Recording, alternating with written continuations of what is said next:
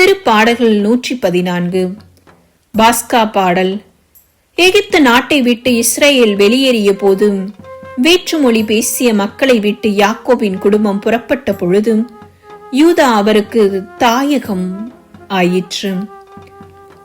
Israel அவரது ஆட்சி தலமானது. செங்கடல் கண்டது, ஓட்டம் பிடித்தது, யோர்தான் பின்னோக்கி சென்றது. மலைகள் செம்மறி கிடாய்கள் போலும் குன்றுகள் ஆட்டுக்குட்டிகள் போலும் துள்ளி குதித்தனர். கடலே, நீ விலகி ஓடும்படி உனக்கு நேர்ந்தது என்ன? யோர்தானே, நீ பின்னோக்கி சென்றது ஏன்? மலைகளே, நீங்கள் செம்மறி கிடாய்கள் போல் குதித்தது ஏன்?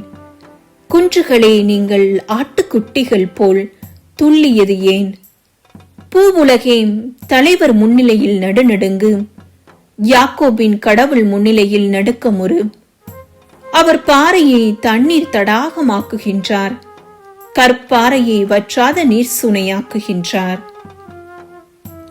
தந்தை, மகன், தூய ஆவியாரின் பெயராலே ஆமென்.